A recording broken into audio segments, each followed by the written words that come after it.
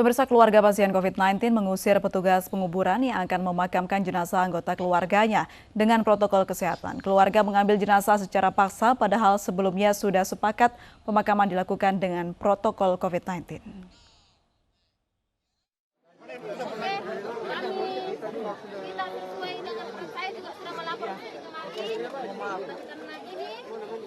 Petugas pemakaman COVID-19 ini diusir oleh keluarga pasien COVID-19 di Kecamatan Herlang, Bulukumba, Sulawesi Selatan. Keluarga menolak pemakaman dilakukan dengan protokol kesehatan COVID-19.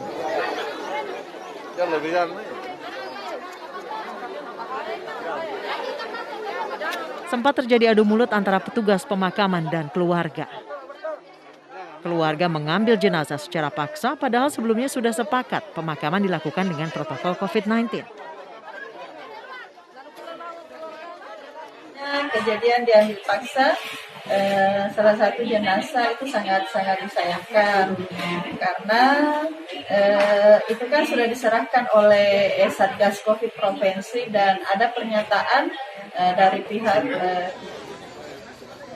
Setelah sempat bersih tegang, keluarga akhirnya mengalah dan menyerahkan jenazah ke pihak keluarga. Dari Bulukumba, Sulawesi Selatan, Sulaiman Nai, iNews melaporkan. Pemirsa, lonjakan kasus COVID-19 yang terjadi membuat ratusan tenaga medis di Bekasi, Jawa Barat terpapar COVID-19. Hal itu membuat sejumlah rumah sakit kekurangan tenaga medis.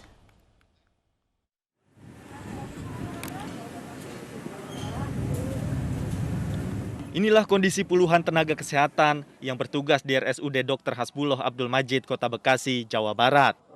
Nampak sejumlah tenaga kesehatan terlihat lelah menghadapi serbuan pasien.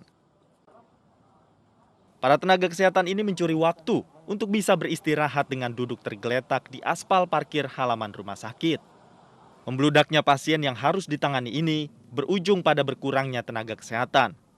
Banyaknya tenaga kesehatan yang terpapar COVID-19 berpengaruh pada pelayanan di sejumlah rumah sakit. Saat ini yang baru masuk di kami adalah di lingkup Dinkes saja, dan rumah sakit CAM itu sudah mencapai 250 lebih. Tenaga nakes? Nakes dan non-nakes. Yang terkonfirmasi itu? Yang terkonfirmasi, nakes dan non-nakes ya. Pemerintah Kota Bekasi tengah berkoordinasi dengan seluruh organisasi profesi kesehatan dalam rangka penambahan tenaga medis. Hingga kini, ruang perawatan pasien COVID-19 di RSUD Dr. Hasbuloh Abdul Majid telah penuh. 9 tenda darurat yang didirikan di depan halaman parkir RSUD juga sudah terisi penuh. Dari Bekasi, Jawa Barat, Rahmat Hidayat, iNews melaporkan. 5 hari menjalani isolasi mandiri karena COVID-19, seorang wanita meninggal dunia. Tingginya angka kematian membuat para pasukan oranye yang telah dilatih kini menjadi petugas pemulasaraan pasien COVID-19 di ibu kota.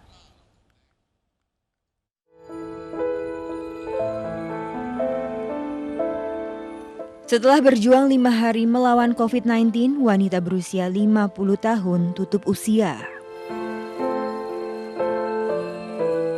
Petugas pemulasaran bersiap mengevakuasi jenazah dari kediamannya di Jalan Budi Rahayu, Mangga 2 Selatan, Sawah Besar, Jakarta. Selama memulasara, seluruh petugas beratribut lengkap sesuai protokol kesehatan. Dan siapa sangka, mereka adalah petugas penanganan prasarana dan sarana umum yang kerap merawat dan menjaga kebersihan wajah ibu kota.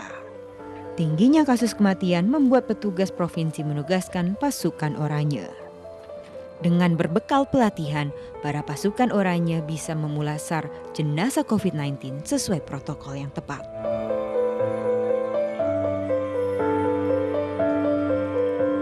Salah satunya melibatkan unsur-unsur terkait yaitu dari pengurus RW dan PPSU dan serta puskesmas dalam penanganan pemulasaran jenazah ini. Jenazah pasien COVID-19 ini akan dimakamkan di tanah wakaf keluarga di Balaraja, Tangerang, Banten dan telah mengantongi izin. Di Kelurahan Mangga 2 Selatan, terdata 76 warga terpapar COVID-19. Keterisian rumah sakit yang penuh membuat pasien COVID-19 terpaksa menjalani isolasi mandiri di rumah. Dari Jakarta, Rani Sanjaya, iNews melaporkan. Pemirsa, Pemprov DKI Jakarta menyiapkan rusun pasar rumput untuk tempat isolasi pasien COVID baru. Hal ini dilakukan menyusul mulai penuhnya rusun Nagrak yang sudah lebih dulu digunakan.